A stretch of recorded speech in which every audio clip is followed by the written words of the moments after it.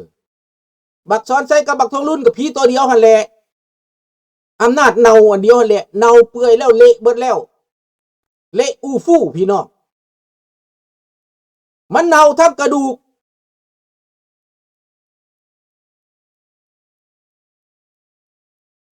แม่นพวกกินหมาแบบนั้นแหละพวกกินหมาใจมันขสันดานคือหมาพวกเลวทรามพวกองค์เดือกองค์ดอยตายเด้อตายดอก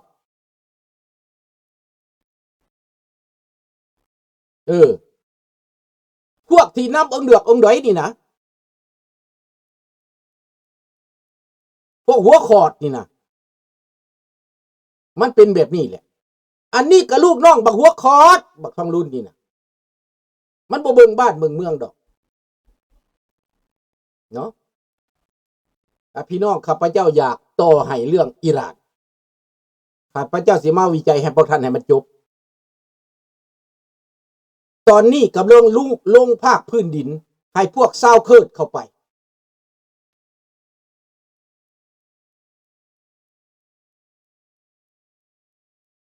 ท่านปาราวีท่านซาลีปาราวีนะจะนำพาแก้ไขปัญหาเบื้องต้นเขาสัมภาษณ์เราว่าเจ้าอยากเป็นเจ้าชีวิตบอกเราว่าบอก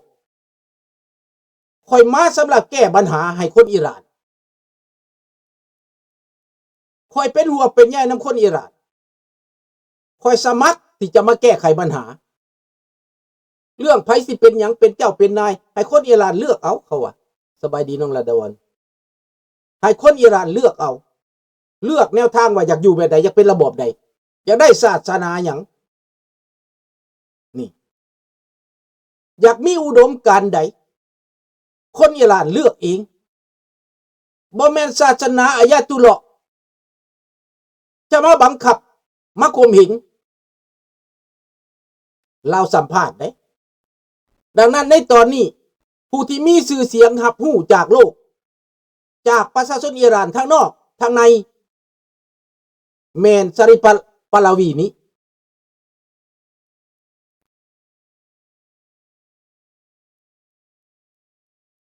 ยังบ่ฮู้ลุงบ่ทันได้ยินข่าวเด้อ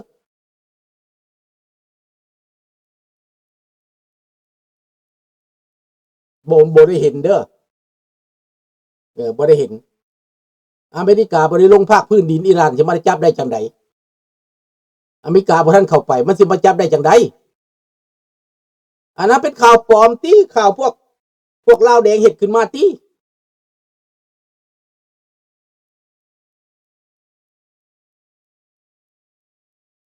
ครับก็ลุงก็บอกเลยเด้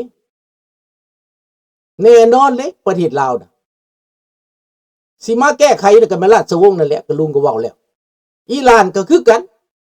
ทางเลือกสุดท้ายของคนลาวคือราชวงศ์ฆ่าบ่ตายบ่เบิดยังเหลือแต่2ไอ้น้องนี่อิหร่านคือกัน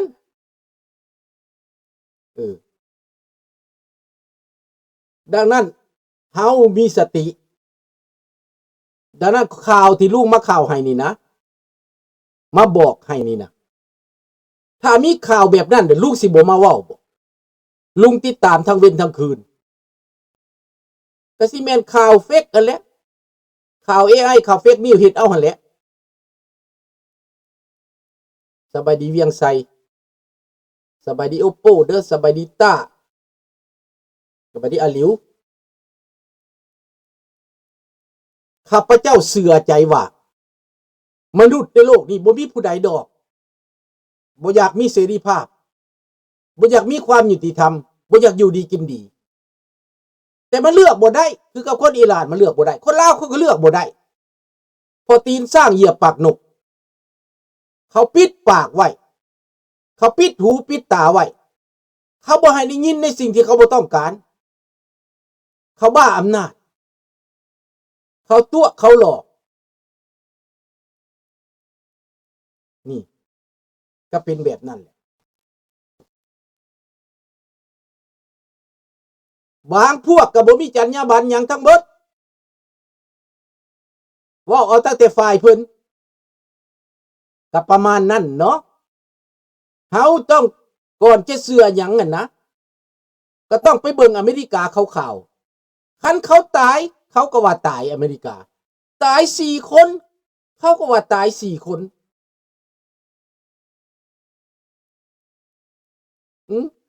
บาดเจ็บเขาก็ว่าบาดเจ็บ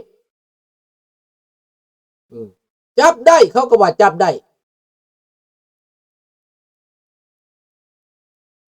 โอ้ยอันนี้ย้อนตก3 ลำมันตกอยู่โควิดอันนั้นน่ะแม่นพันธมิตรลงกันเองเขาก็เว้าผู้แห้งแล้วโอ้ยหากสิมาข่าวบ่อันนั้นบ่แม่นจับอันนั้นแม่นไปรับต้อนถ้ามิตรประชาชนบ่ฮู้เขาก็เฮ็ดว่าสิจับหั่นแหละแต่บัดฮู้ว่าแม่นอเมริกาแล้วถ้าเม็ดพายพันธมิตรเดียวกันถ้าไปเดียวพญาขุดนั่นพี่น้องข้าพเจ้าก็เห็นตั้งแต่โดนดอกอันว่า F15 ตก3 ลำนั่นโควิดลงยิงพอเขาคิดว่าแม่นโดรนเขาคิดว่าแม่นยนต์ของอิหร่านตาย6 คนแม่นบ่ล่ะยนต์ตกในอิหร่านก็ยิงยนต์3 ลำหั่นแหละแต่ว่าบ่ได้มีข่าวว่าอิหร่านยิงตกยิงยนต์อเมริกาตกบ่มีบ่ทันได้ยินเด้อลุงก็ฟังคู่มือบ่ได้ยินเด้อเขาก็เป็นแบบนั้นพวกนี้มันยกย่อปอปั้นก็คือกันกับมันเว้าว่ามันสิปลดปล่อยยูเครนนั่นภายใน1 อาทิตย์นั่นแหละสันดานของรัสเซียกับสันดานของจีนคือกันนั่นแหละมันสิปลดปล่อยประเทศยูเครน1 อาทิตย์เดี๋ยวนี้5 ปีแล้วปีที่5แล้วแทนสิปลดปล่อยภาษี3 บาทนี่ข้าพเจ้าว่าเดี๋ยวนี้ตอนเงียบๆอยู่แบบนี้นะยูเครนโมเมนต์เอาไปฮอดไครเมียแล้วบ่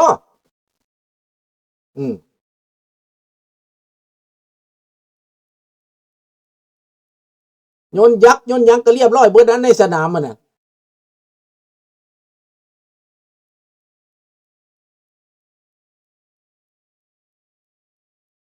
ลุง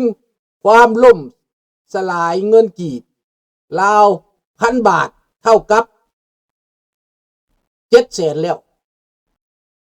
กะสิแม่น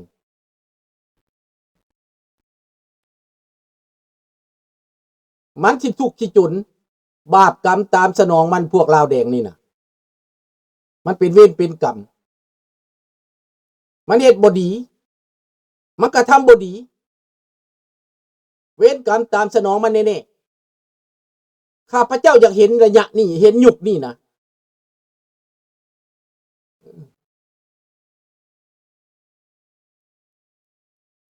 อยากเห็นมันล่มสลาย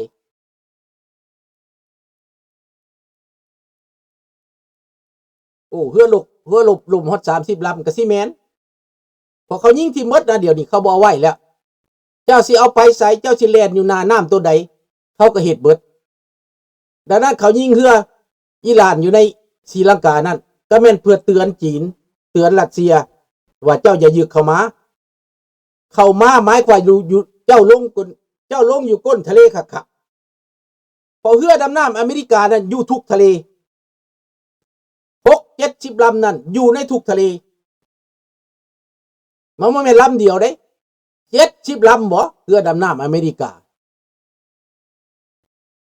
อยู่ได้6 เดือนอยู่ในทะเลบ่ต้องเติมหยังมีกินมีอยากมีน้ำใส่มีห้องน้ำห้องในมีน้ำกินน้ำอยาก6 เดือนบ่ต้องมาเติมน้ำมันก็บ่ต้องเติมเรือดำน้ำอเมริกาเรือจีนว่าซั่นคันที่ไปใส่ต้องใส่น้ำมันก่อนคันเบิดน้ำมันแล้วก็ต้องโปโลขึ้นมาใส่น้ำมัน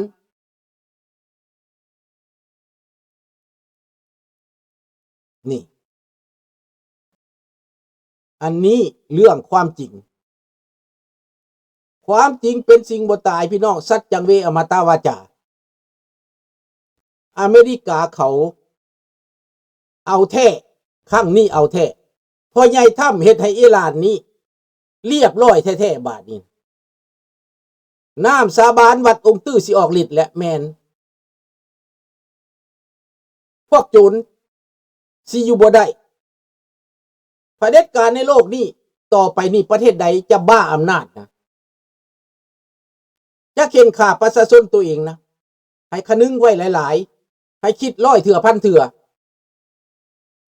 ขอเตือนไปถึงบักทองลุ้น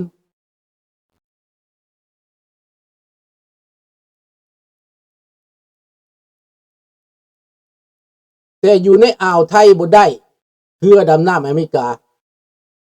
มันสิไปยังในอ่าวไทยบ่มีหยังเขาบอกเขาบ่มีแนวจำเป็นไปเขาสิไปเอาหยังมันตื้นอ่าวไทยมันบ่ได้ลึกปานใดเรือดำน้ำอเมริกามันไปบ่ลึกๆพุ่นแต่มันอยากไปมันก็ไปมันเป็นหยังสิบ่ไปมันบ่แม่นมันสิย้านประเทศไทยได้เรือดำน้ำอเมริกา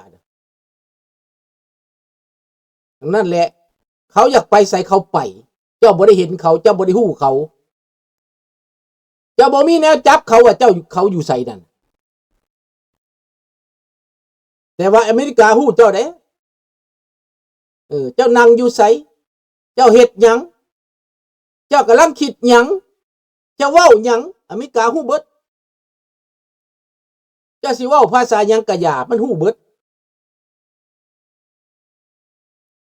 ขนาดนี้ลุงนี่นะอยากร้องเพลงฝรั่งก็ร้องได้อยากร้องเพลงอังกฤษก็ร้องได้มันเว้าให้เบิด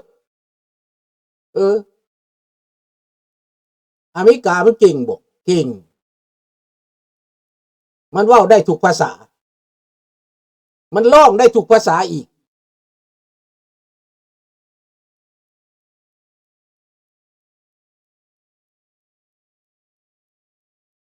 มันบ่แม่นเจแดมเกิดสิยากหยัง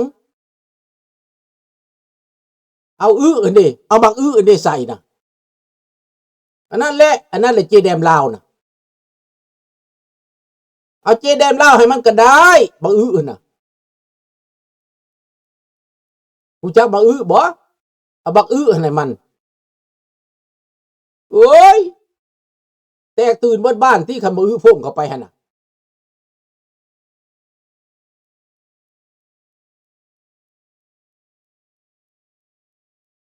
แม่นแล้วยุค AI เฮ็ดได้ทุกอย่างยุคนี้เป็นยุคทันสมัยยุคคนหูสายตาสว่างยุคคนตามืดกลายเป็นตาแจ้งตาใสหูแก้วตาทิพย์คู่มือนี่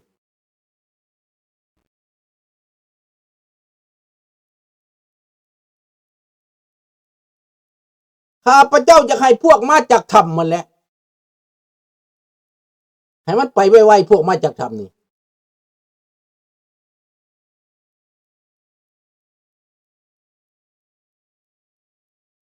ซ่อมลบกะบ่มีเดียวนี่มิดจัดโดยมันมาย่านนี่ไปสิเมนแนวนั้นแหละ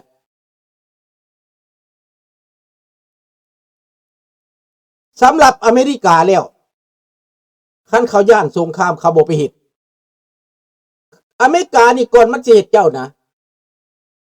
มันอดเหลือเกินประเทศอื่นนั่นบ่ได้อดซำมันดอกอเมริกาได้อดเด้เขาอดเด้เขาเป็นผู้ใหญ่เจ้าไปเบิ่งฝรั่งแม่น้อยเดียวก็โอ้ยแล้วมันบ่ได้อดเด้ดังนั้นพี่น้องข้าพเจ้ามั่นใจว่าอเมริกานี่นะต่อไปเป็นภัยร้ายต่อไป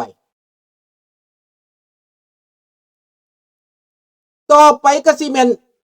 คิวบาเดี๋ยวนี้คิวบานั้นเจรจาทางลับแล้วจักว่าแล้วบ่หรือว่าแนวใดข้าพเจ้าว่าเจรจาทางลับแล้วคิวบานะปล่อยให้มันไปบัดนั้นแหละได้ยินข่าวเป็นอะไรภัยได้ยินข่าวคิวบาเมาแต่ข่าวอิหร่านหลดบ่ได้ลืมคิวบาไปเลยนี่แหละเขาดอนแค่เจ้านะพ่อใหญ่ถ้ำนะเราเห็นโลดก่อนสิตายไป